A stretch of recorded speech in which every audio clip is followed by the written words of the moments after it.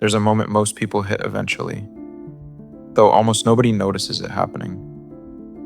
You wake up one day and realize you've spent years rehearsing for a life that was already going on around you. Happiness, you told yourself, would kick in after the job, after the raise, after people finally took you seriously. Here's the uncomfortable part. You can get everything you asked for and still feel exactly as hollow as before. The problem was never scarcity. Somewhere along the way, your mind invented a place called someday and convinced you your actual life was parked there, waiting for you to show up. How many ordinary Tuesdays did you write off as filler? How many conversations did you have here because your head was already 3 weeks ahead of your body? We're good at imagining better futures. It's a real gift, honestly.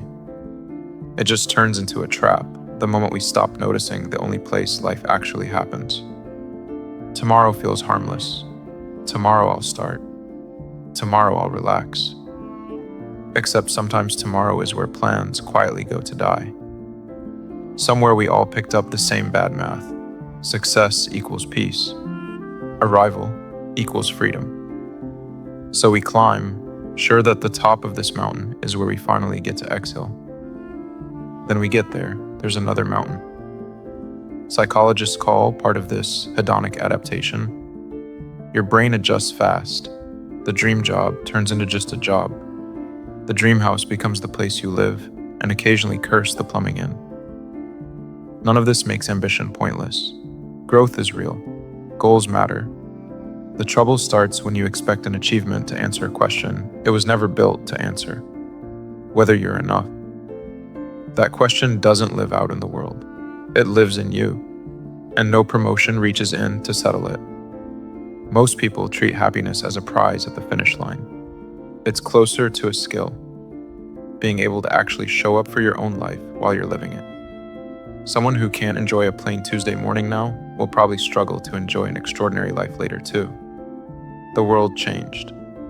The person experiencing it didn't. That's why someone can have everything and still feel empty. Success answers, what did you build? It has nothing to say about whether you were there while you built it. Our brains evolved to keep scanning ahead for threats and openings. That kept our ancestors alive. Now it mostly convinces us the present is never quite finished, that something's always missing. The chapter that isn't written yet feels more urgent than the one you already closed. The future version of you starts to feel more real than the person currently brushing their teeth. Eventually, you stop experiencing your life and start managing it, like a project with an overdue deadline. You only see the gaps. You forget an unfinished life is still, actually, a life.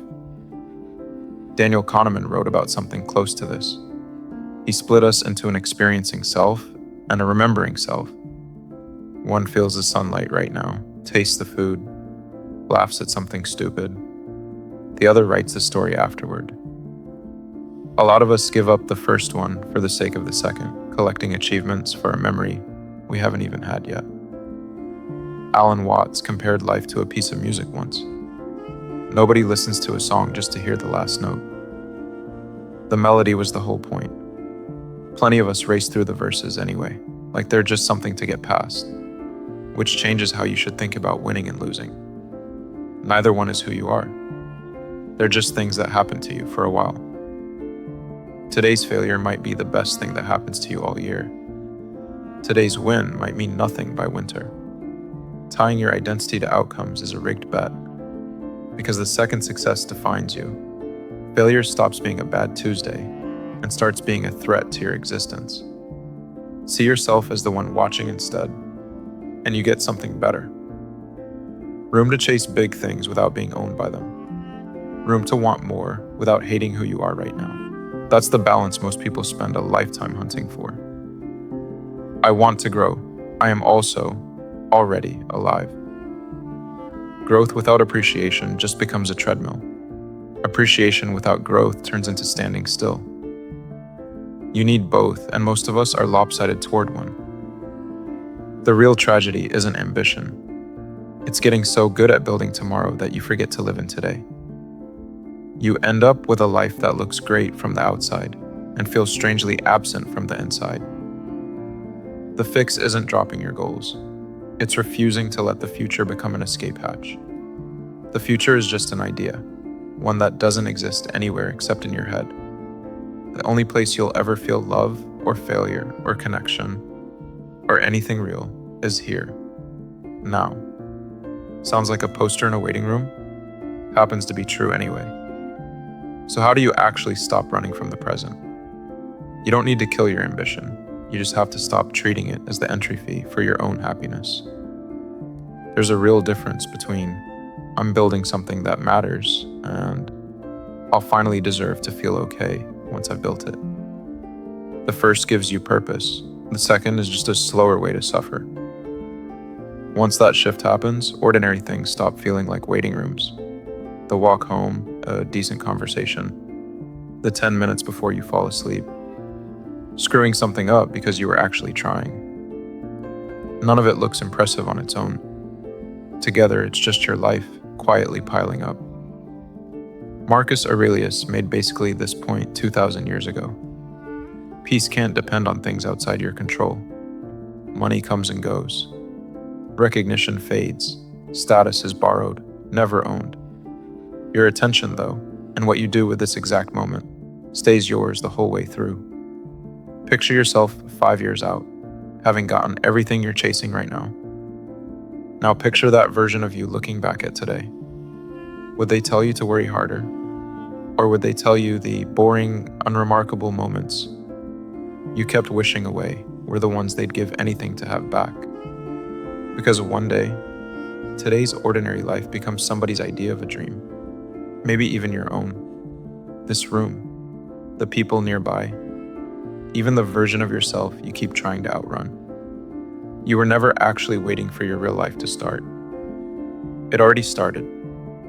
You were just somewhere else, looking for it. Success will show up. So will failure. People will like you, then some of them won't. Everything keeps moving. The one constant is you, the person actually there for all of it. So keep chasing what you want. Build the thing. Get better. Just remember, before it stops mattering, the point of climbing was never only the summit. It was every step that made you into whoever you turned into, on the way up. Life was never waiting somewhere ahead. It's been happening this whole time, quietly, while you were busy getting ready for it. And if you enjoy exploring the hidden psychology behind human behavior, subscribe to Psyscholar, where we uncover the deeper patterns of the mind that shape the way we think, feel, and live.